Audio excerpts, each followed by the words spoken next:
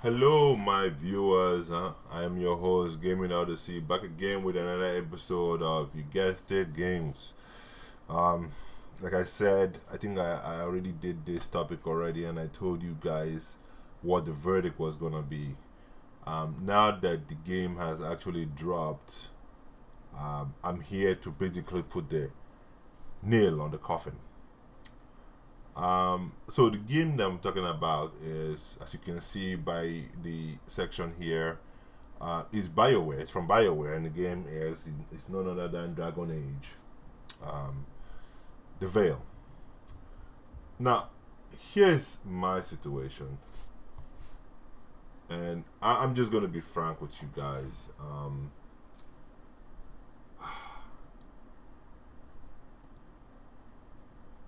When it comes to games, I always have a particular taste. And when Dragon Age first came out, and that was with Origin, and I've said this already, it was the first game that made me go out there and spend 60 freaking dollars. No, it was 50 something dollars back then. It wasn't 60. Yeah, 60, because I bought the deluxe. Yeah, I saw the preview, I saw everything with it, I saw the gameplay. I was fascinated by the game. And let me put it like this for you, it was phenomenal. I love the choices, the things you had to do this thing. And again, I was just off of another game named KOTOR, Knights of the Old Republic, which was also made by BioWare, And oh my goodness, I was just like, you know what, I gotta play this game. I want to play this game. It was dark, there was blood, there was just so much stuff with it, and I just needed to just get my hands on it, And I think it was almost close to the same time when they came out with Mass Effect, So it was the two games I think I really liked, but man, when I saw this game, I was like, it justified the reason to spend $60 right there and then. No limits. Put a pedal to the metal and let's get the game. And I enjoyed every minute of it. I spent every time on it, and I just got in a new system. I had to buy a whole new laptop just to play that game because I wanted it so badly. And I got my laptop for school, and I was able to play the game on it, and I spent time on it. It was crazy, fun time, man. And then the Awakening came out, and when I saw the gameplay for the Awakening, I knew it was trash. Right out of the gate, I knew it was trash. It had this button mashing and all that whole junk, and I just couldn't take it. And then Inquisition came out, and I was like, did they learn from Awakening? Did BioWare actually grow up and learn from Awakening? And no, they did not. They went back to the same old stupid formula of button mashing and you not understanding any kind of combo, and it went on and on and on and on and on. But before I say any more, let us see some of the trailers associated with what do we call it? Dragon Age, the Veil. So let's go ahead and pop up the trailers. All right, let me roll the bean footage. All right, guys, here we go. You have no idea what you have done. The blighted elven gods walk free, all because you disrupted my ritual. You battle against gods. They will not rest until you are on your knees. Fearful, cowering, helpless in the face of such power. Rook, you've got this. I've seen your work. You're clever, adaptable,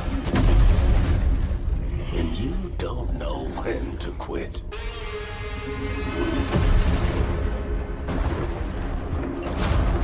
You want allies to go after the gods? I've got places to look. Where do we start? I'll be damned. A griffin. In war, victory.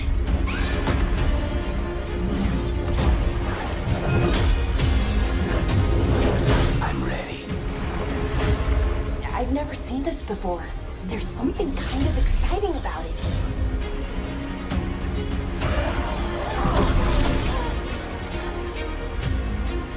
What is happening to me?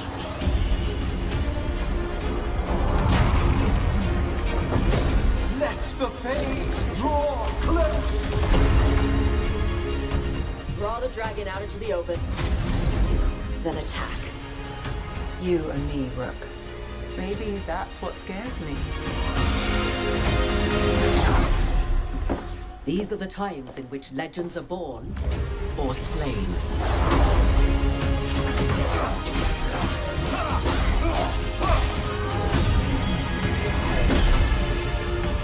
Our gods are back. Our gods. How do we stand against that? I believe in all of us. So let's get it done.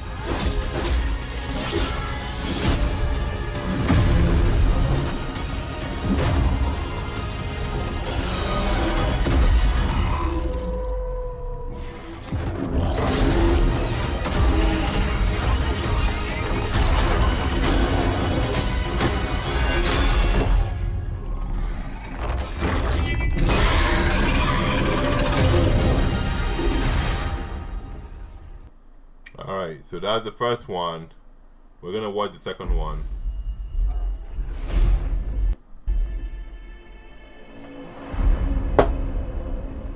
We've gotten word from the wardens. Have they found Gillenade? Not yet, but they found something else worth killing. One of her blighted dragons.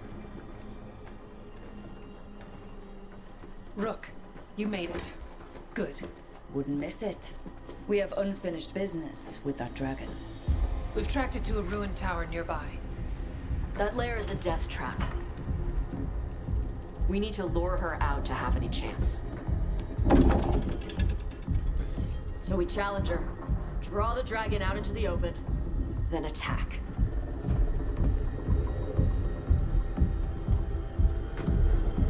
Just you and me now.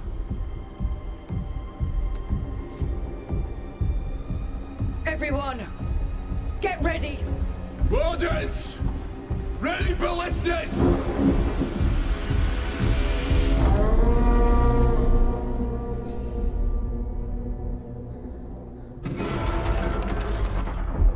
Wait for it. Come on. Come on.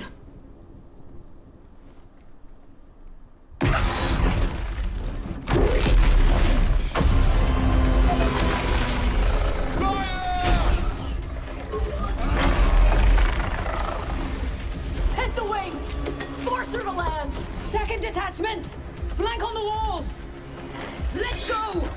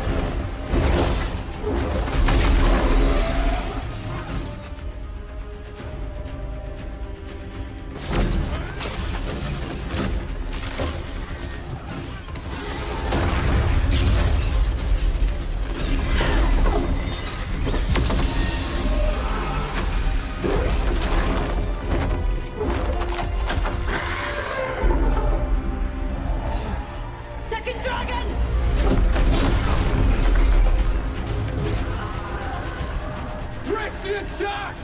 Bring that first one down!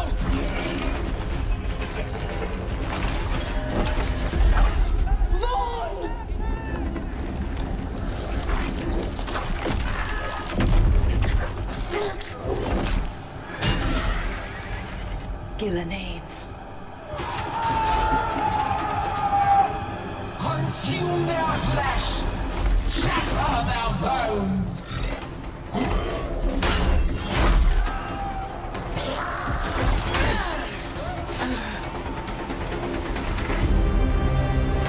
Your battle is already lost!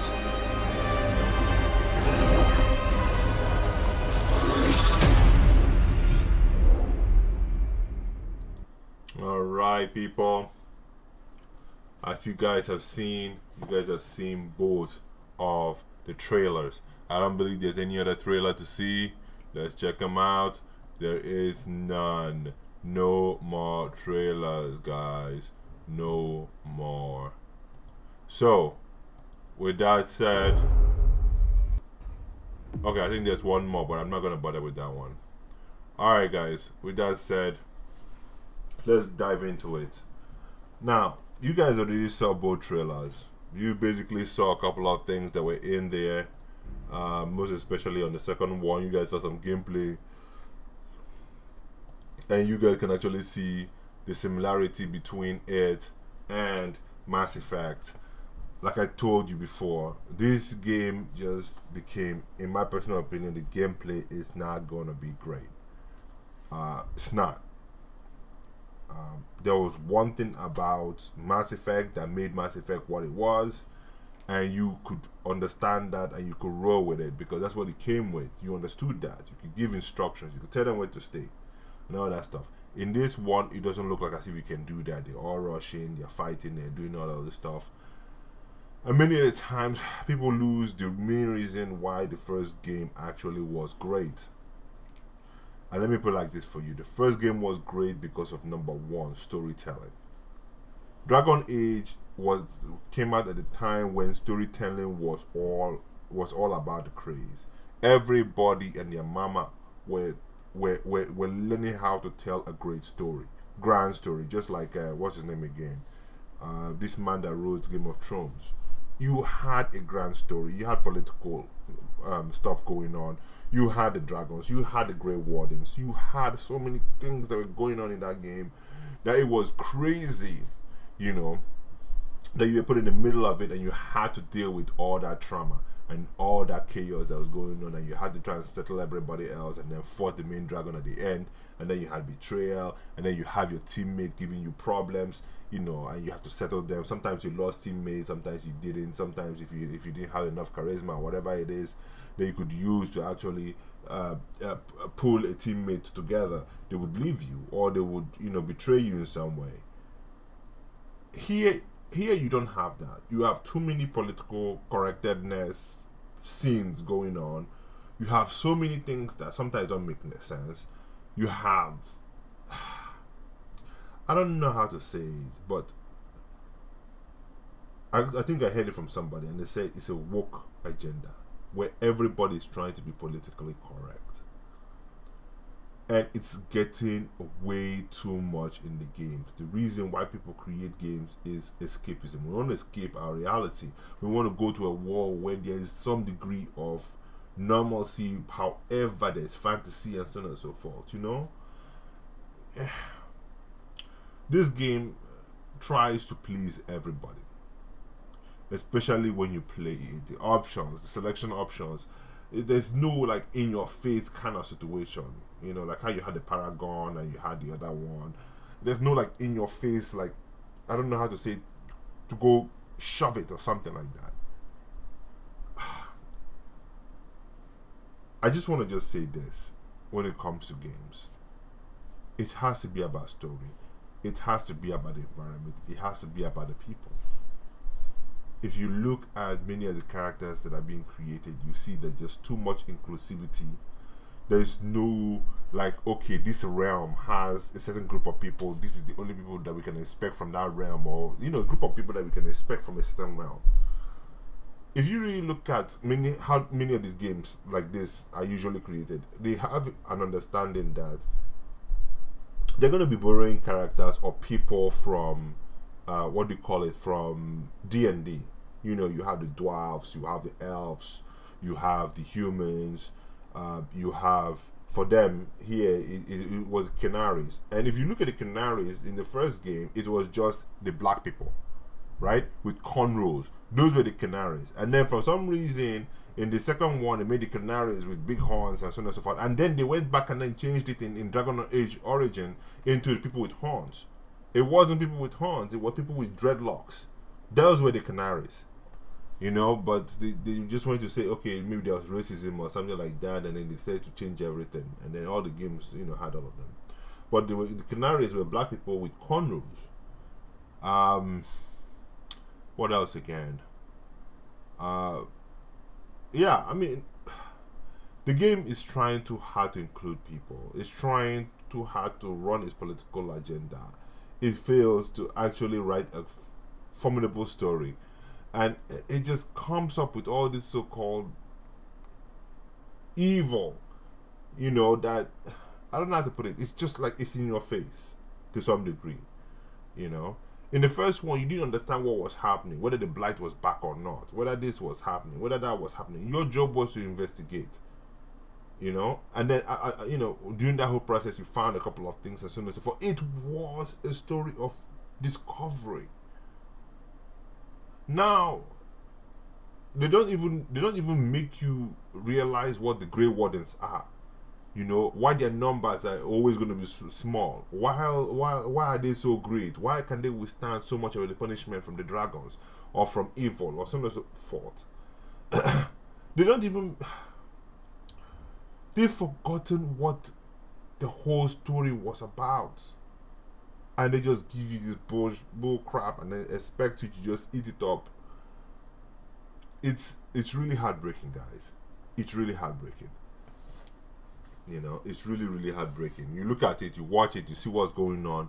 It's no different from your hack and slash. There's no thinking involved. You know, I mean, yeah, sure, there's reactionary things you're doing here, left and right, but how many, like, there's not a lot of things you actually utilize. Unlike in the first game, you had an assortment of abilities in which you used, and you know, you had some degree of time to think. But it was real time strategy. There was an understanding. But this is no different from LA Mass Effect, but with I don't even want to go into this, guys. I'm just disappointed that we continue to allow this kind of rubbish continue to grace our screens, and we continue to pay money for it. It's just terrible. You know, it's just terrible. Anyway, guys, I just want to just give you guys my own 2 cents. I just want to just tell you guys again, like I said earlier on, before this game got released, it's going to be a very bad game. It will lack in storyline, it will lack in gameplay, and it's definitely has done that. You know, I think the people who had a vision for this game have all gone. You know, BioWare is no longer what it was. BioWare was a place where you understood that there was a story. You know, it was almost like a film. They've lost it all. They need to get it back. They really do. For me, I'm not against the you know, the structure of the characters and so on and so forth. I'm not really against it. Just give me a good storyline. And if you really look at this storyline, the way it looks, it almost looks too modern. You know, it looks too modern. If you're gonna give us something modern, then you might as well give us modern equipment. You know, how can people be building things in the sky and yet you still have what do you call these things again? Ballistas. You know, and all these other weapons. I mean, surely, you know, things should have advanced beyond ballistas and so on and so forth, you know, against dragons. Things should have advanced against it, but no, you still want to keep us back in the Stone Age. You know, want to keep us back in the Stone Age. And some of the spells, it doesn't. All right, guys, that's about it. I think I'm done ranting. It's not fair for you guys to be listening to me when you guys could be doing something else with your own time. Alright, guys, take it easy, and this is your guy Gaming Odyssey signing out. I'll be bringing you guys some tips and tricks on the new game that I'm playing, which is Pillars of Eternity, the part 1. That's what I'm working on right now. Basically, I'm playing the game and I'm actually seeing what's up with it. I have not played the game the second time the third time basically, because I'm trying to utilize all the characters. I'm trying to see what they are. I'm just too absorbed into the characters that I'm using. I'm trying to really understand those classes very, very well, so that I can give you guys a firm, how would I say, a firm understanding of what it is. Like, all apart from that, which I played so many times, more than 5-6 times. I've played the game from beginning to end. I know almost every single thing to use in every single section, so I'm able to tell you guys what's going on. With Pillars of Eternity, I'm still trying to figure out what are some of the best spells to go to, because of the way some of the characters in the game basically execute their own spells. You know, once I understand what the spells are and I understand what to use in the beginning of a fight, and what to do in certain situations, then yeah, I'm going to give you guys that, because I've not really played certain areas yet. Alright guys, it's been a blessing speaking to you guys, but until the next episode, stay blessed. Until then, have a good one. Alright, bye. Cheers.